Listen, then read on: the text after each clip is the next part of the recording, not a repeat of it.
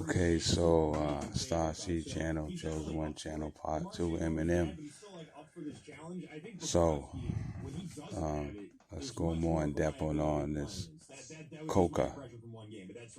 So cocaine is made from coca leaves that are usually a lot in Colombia and other tropical forests. And the coca leaf became popular for a lot of different things.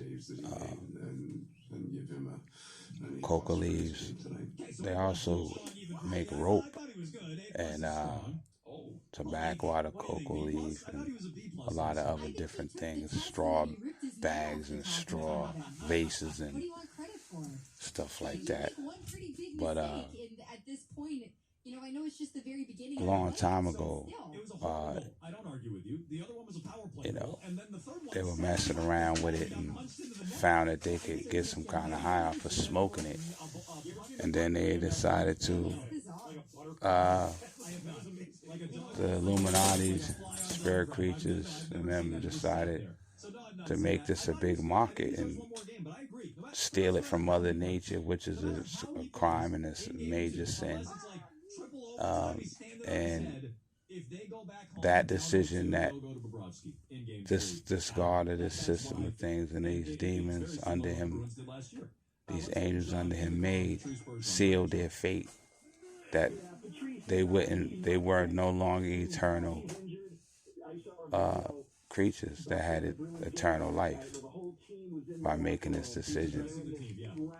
And the blue sky, the personality of the blue sky that had control of the origin, which the origin is the creator of the things on the earth, the gates, the trash barrels, okay, windows. The origin makes this for the people, but somebody had influence over the origin to cause it to make other things that the origin shouldn't be making, which proves that whoever made this happen had to be God of the universe at this time, and had access to make any decision he wanted against the earth or for the earth. And they decided to take the coca leaf, instead of just using it to make beds for the people so they can sleep in it, make clothes for the people, make belts for the people, and use their power to make sure the humans don't get sick, don't hit each other, and live forever and don't fall. And if they do fall, gravity catches them, and make sure the humans don't get cut at all. God's job is to make sure humans don't ever have a laceration on their skin. Anytime the universe gives you, the true God of love gives you the chance to be with him and rule with him, and he gives you the people, you should be grateful, and you should supposed to make sure that none of them get hurt at all.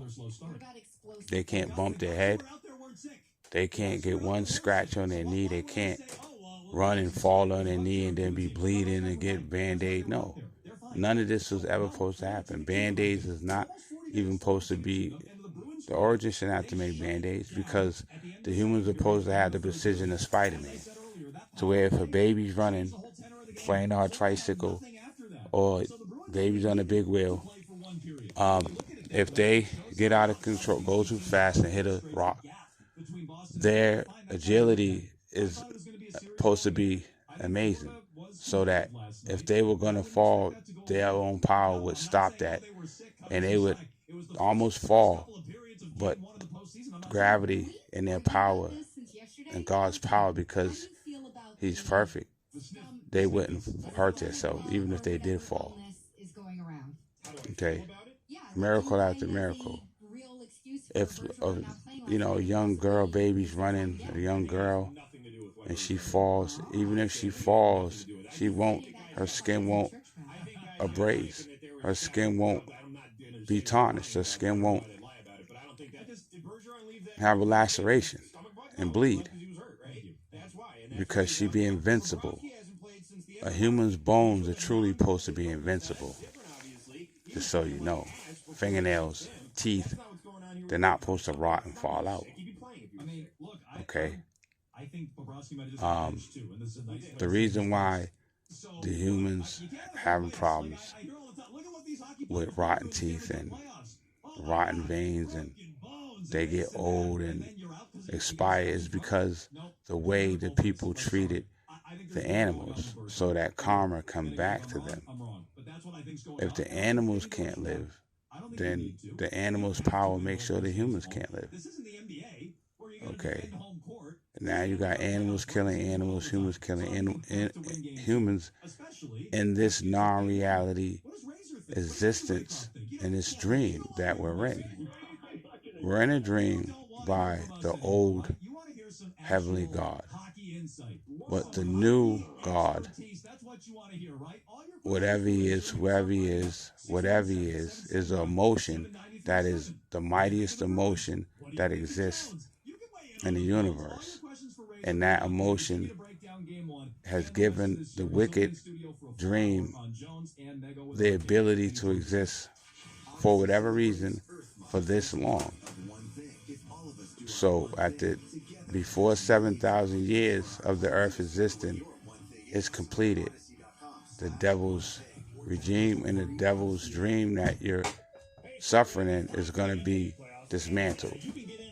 And you'll see everything go back to its original nature. Now, coca leaves were taken from the forest of Colombia and other places, tropical places, the Mideast, Africa, maybe New Zealand, South America, definitely, and flown over here and, moderated down and bagged up and cooked up and cleaned up and bagged down and tied up, and they made, ounces and quarter pounds and, G-packs, dimes, nickels of that coca plant, and decided to make a market off it. And the big guys would sell it to the little guys, and the little guys would sell it to their little guys, and everybody can eat off of what? Another person's weakness, another person's false pleasure, another person's mistake, another person's sickness, another person's addiction. Okay. Eminem was part of this triangle of deception that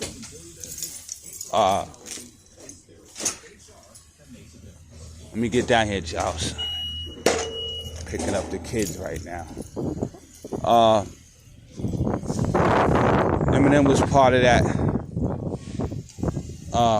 deception, and he got caught in the middle of that, and they may imagine how much money the drug dealers made off a rich or a famous or wealthy person that did music. How much money did Eminem spend on these different drugs, this ecstasy, these Newports, this weed, this crack, this cocaine? How much money did he spend on it? Of course he was trying to flip it and sell it too.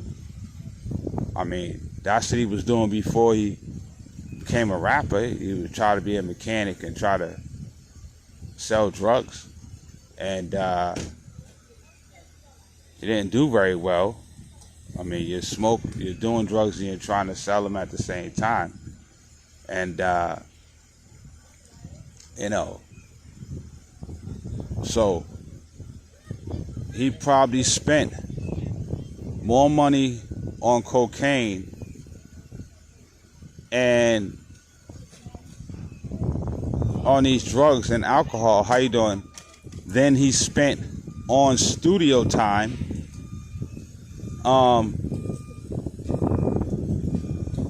in 1 year. How you doing? So, I mean, if you're spending more money on drugs, on cocaine than studio time, and you're an entertainer, I mean, what is that? Okay, you know, you're an entertainer. You're supposed to be spending your money.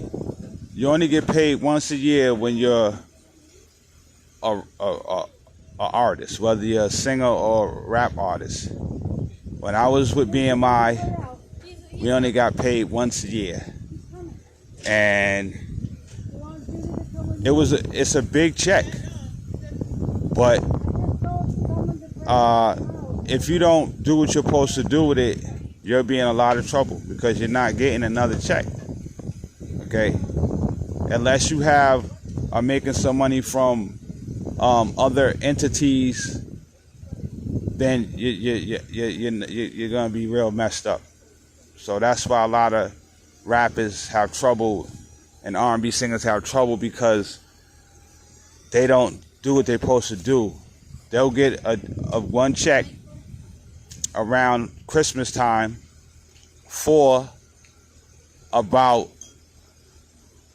you know, and see, the rappers, they get other rappers money and other rappers get their money, because the administration of the publishing is weird like that. It messes up, and it gives you other people's proceeds and you get other people's proceeds. So sometimes you make out and you end up getting, you know, you might get a couple $1 million, or you might get, you know, 800,000, you know, a low budget rapper like Joe Buttons, you know, you make about 100,000.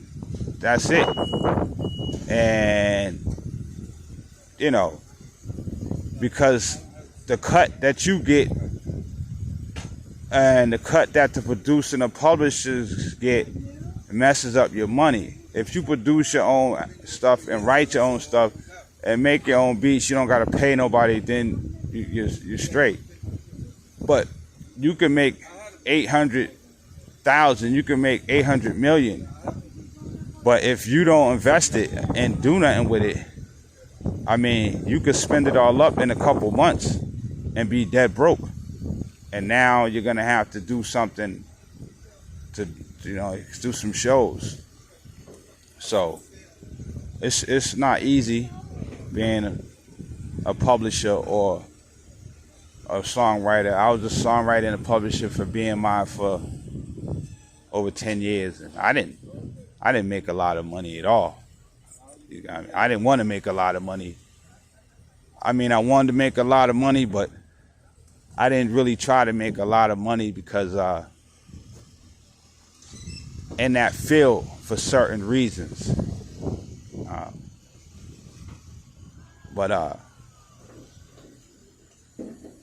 the cocaine, a lot of people, artists that I seen was spending a lot more money on drugs than they were on going to the studio and perfecting their art. And, you know, and it don't make no sense.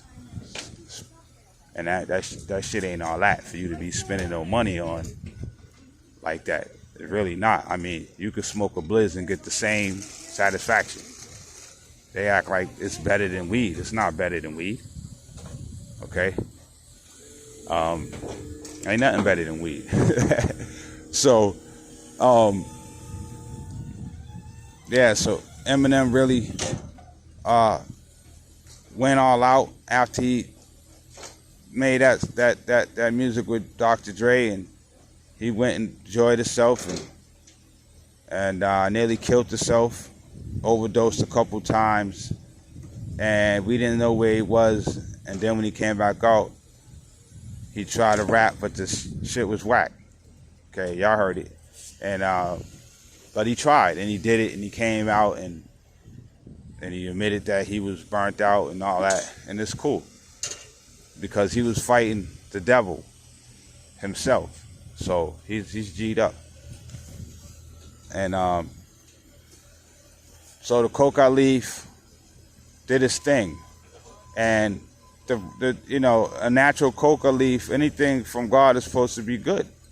But if they're mixing other things with it, other poisons with it, or other chemicals with it to enhance it, then that's where the problem comes in. And then now you're getting a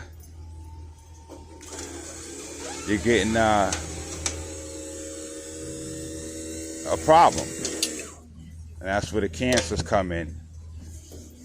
And the coca leaf probably wasn't meant to be sniffed or and taken as a drug. That's the problem. So, get in here. So, can I sit down, big guy? So,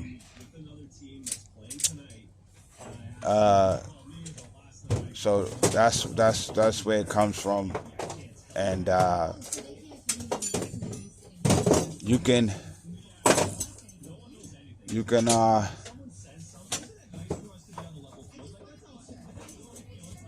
no substitute one way, so good. Okay, I'm gonna get back to you. Gotta take these kids home.